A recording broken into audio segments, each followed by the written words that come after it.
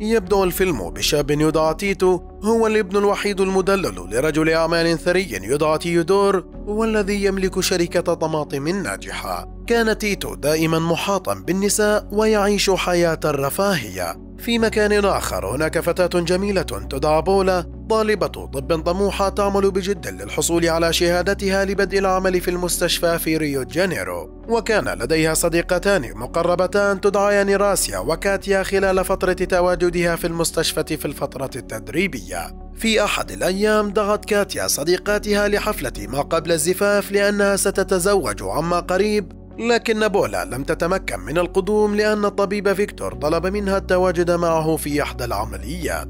يحاول التقرب منها فتنزعج منه وتغادر بقولها أنها مريضة وتلحق بصديقاتها. في تلك الأثناء كان تيتو يسترخي مع صديقه المقرب إيغور، كان يشعر بالملل لذلك دعاه للقتال، ومن ثم دعاه للذهاب معه لاختيار هدية عيد ميلاده. يذهبان في سيارة تيتو الفارهة ويقودان بسرعة فتوقفهم الشرطة وتحاول الشرطية التقرب منه. في وقت لاحق ذهب إلى المصنع بناء على طلب والده، وطلب من والده أن يقدم له سيارة كهدية في عيد ميلاده، لكن والده يقترح عليه شيئا آخر وهو أن يعمل في شركته. في الشركة التقى بمونيك التي عينت كمسؤولة لتوجيهه في فترة تدريبه في المعمل. في تلك الأثناء كانت بولا وصديقاتها يقضون وقتا ممتعا في حفلة تقليدية، وفي ذات الحفلة كان تيتو يحتفل مع أصدقائه بعيد ميلاده محاطا بنساء جميلات معجبات به. لم يكن اسم إيغور موجودا على قائمة المدعوين، لكن تيتو قام بإدخاله وعرفه على سلمى التي كان معجبا بها. لسوء الحظ يتضح أنها معجبة بتيتو كبقية الفتيات. ينزعج إيغور ويغادر الحفل، فيلحق به تيتو فيوضح إيغور له سبب انزعاجه، وذلك أن تيتو يحصل على كل ما يريد بسهولة لأنه ثري. بسماع ذلك يخلع تيتو اللباس التقليدي لعائلته ويتركه، ومن ثم يكمل الحفلة ويرمي الطماطم ويصيب بولا عن دون قصد. في ذات الوقت يحاول شابان إزعاج صديقتي بولا، وعندما تحاول الدفاع عنهما يقترب رجل آخر ويضايقها. يرى تيتو ذلك ويحاول الدفاع عنها، لكن الرجال يضربونه ويقع على الأرض. يقوم بأخذها إلى مزرعة والده لتنظف الدماء عن وجهه، مدعيا بأنه أحد أبناء العاملين هناك. يحاول التقرب منها ولكنها تبتعد عنه. في اليوم التالي يستيقظ تيتو على غير عادته بدون وجود امرأة معه. يسمع صوت السيارة فيسرع ليرى القادم، فيلاحظ أن والده قد جلب له السيارة التي طلبها. في العطلة اصطحب إيغور إلى ريو جانيرو حتى يكمل تدريبه في مصنع والده. يقول إيغور له أنها مجرد شكليات، وأنه في النهاية سيحصل على منصب مهم دون عناء. بعد سماع ذلك يطلب منه تيتو أن يبدلوا هوياتهم. بوصولهم إلى هناك يذهب تيتو إلى حفل أحد أصدقاء بولا المقربين. يلاحظ أن ملابسه فارهة، فيطلب من أحد العاملين في الصالة أن يبدل ملابسه معه ليقابل بولا. تتفاجأ بولا بوجوده هناك ويتبادلان الحديث حتى يصل الطبيب فيكتور الذي قلل من شأن تيتو ظنا أنه مجرد عامل في الصالة. في البداية ذهبت بولا مع فيكتور، لكنها عادت إلى تيتو خلال لحظات. يشعر بالسعادة لأنها اختارته فيحتضناه. يشعر الطبيب فيكتور بالغيرة فيغادر المكان. لاحقا يتمشيان على الشاطئ ويستمر في كذبته عليها بشأن هويته، ويخبرها بأنه سيبدأ دورة تدريبية في مصنع ما. في الصباح بينما كان مع إيغور في أحد فروع شركة والده، التقى بالصدفة بمونيك التي تم طردها. بعد وقت قصير بدأان أول جلسة، حيث استمرا بتبادل الأدوار. وفي تلك الأثناء بينما حصل إيغور على كل الاهتمام والمدح من آلانا ظنا أنه تيتو ابن صاحب الشركة، كان تيتو يعاني من سوء المعاملة. ينزعج تيتو من ذلك وطلب من مونيك أن تقابله وأخبرها بالمشكلة وطلب مساعدتها، وقبلت ذلك مقابل أن يساعدها ببعض الأمور من بينها دفع فاتورة شقيقتها المريضة. في اليوم التالي التقى ببولا في المستشفى ويطلب منها أن تساعده بالحصول على بعض الدواء لشقيقة مونيك، ولكنها تخبره بأنها لن تقدر لأنها لا تزال في مرحلة التدريب.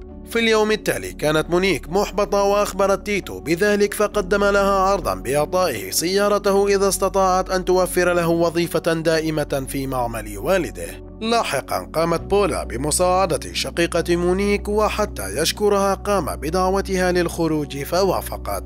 في الصباح جاءت مونيك إلى مكان إقامة تيتو وأيقظته وأجبرته على أخذ خطوة متقدمة في العمل. يوافق ويذهب إلى المكتب باكرا ويبدأ بتعلم أشياء جديدة، لكن ولسوء الحظ جميع أعماله لم تكن ناجحة فشعر بالفشل. لكن مونيك استمرت بتعليمه الاستراتيجيات اللازمة لجذب انتباه الآخرين. بالإضافة لنصائحها بخصوص العمل، طلب منها بعض النصائح في علاقته العاطفية مع بولا. في العطلة طلب تيتو موعدا من بولا وذهبا إلى حفلة. بعد ذلك ترافقا إلى المنزل، وفي تلك الأثناء ارتبك بشأن مكان إقامته فطلب مساعدة إيغور. لاحقا ذهبا إلى المكان الذي حضره إيغور وقضيا الليل سويا. في صباح اليوم التالي كان يشعر بالحماس وذهب للمكتب وقدم اقتراحا حول تغيير شعار الشركة. في البداية لم تهتم ألانا باقتراحه ووافقت على مقترح إيغور، لكن في النهاية قبلوا الاقتراحان. بعد العودة من المكتب طلبت ألانا من إيغور دعوتها إلى منزله وتقربت منه. في نفس الوقت في مكان آخر كان تيتو مع بولا. في المكتب أخبر تيتو إيغور أنه يجب أن يحضر حفل تخرج بولا، والذي سيكون في نفس توقيت اجتماع العمل. يحاولان حل المشكلة وكل منهما يلعب دوره. وبينما كان تيتو في الاجتماع مع والده، لاحظ أن حفلة بولا ليست بعيدة عن مكان اجتماع العمل. في طريق عودته للاجتماع تصدمه دراجة وتراه بولا وتحاول مساعدته، وتقوم راسيا بإعطائه شرابا كان من المفترض أن تعطيه للطبيب فيكتور، وبأخذه ذلك الشراب يصاب بالاضطراب ويعرض عليها الزواج من خلال أغنية بدون أن ينتبه بأنه يقترب من النيران. يحترق جزءا من ملابسه فيركض إلى الشاطئ وتلحق به بولا. لاحقا عندما يذهب ليبدل ملابسه مع إيغور، يصل والده ويلاحظ أنهم هناك، يسيء الظن بهما ويقول أنه لن يثق به مرة أخرى. في ذلك الوقت يخرج ليقابل بولا الذي كانت تنتظره، ولكن يتضح أنها قد كشفت جميع كذباته من امرأة كانت على علاقة به. تشعر بالإحباط وتتركه. بينما كان على وشك اللحاق بها أصيب بالدوار وسقط على الأرض وغاب عن الوعي. في اليوم التالي تشاجر مع والده لأنه لم يعد يتقبله، فقرر الذهاب للعيش في منزل مونيكا. حاول أن يشرح لبولا كل شيء، لكنه كان متأخرا لأنها قررت التطوع في أمازون. في اليوم التالي أيقظته مونيكا ليذهب إلى المكتب لحضور إعلان نتائج فترة التدريب. ولحسن الحظ يحصل كل من تيتو وإيغور على فرصة العمل في الشركة. أثناء استلام إيغور الجائزة يعترف بالجميع بالحقيقة ويوضح هويته. تشعر ألانا بالذنب واعتذرت من تيتو على الضرر الذي سببته له. تطلب ألانا توضيحا عما حصل، ولحقت بهم على مرآب السيارات. يشرح إيغور كل شيء ويعترف بالحقيقة، فتعترف ألانا بأنها أحبت إيغور ولا زالت تشعر بذلك حتى بعد أن كشفت حقيقته. يشعر إيغور بالسعادة لأنه ولأول مرة تعجب به فتاة لشخصيته. بعد ذلك تظهر مشكلة جديدة بشأن السيارة التي وعد تيتو كل من مونيكا وإيغور بها، لذلك اقترح بيع السيارة وتقسيم المال بينهما، فيوافقان على ذلك. بعد مرور سنة يذهب تيتو إلى منزل مونيكا، فيتفاجأ بوجود حفلة تضم جميع أحبائه للاحتفال به وليباركوا له بنجاح شركته التي بناها مع إيغور ومونيكا، وبمساعدة آلانا التي أصبحت زوجة إيغور، كما أن بولا كانت بانتظاره وفاجأته بعودتها. يقدم تيتو لها حبات الطماطم الطازجة وتقوم بمسح وجهه بها. يبتسمان وهم ينظران إلى الطماطم المزروعة على أسطح المنازل في وسط المدينة.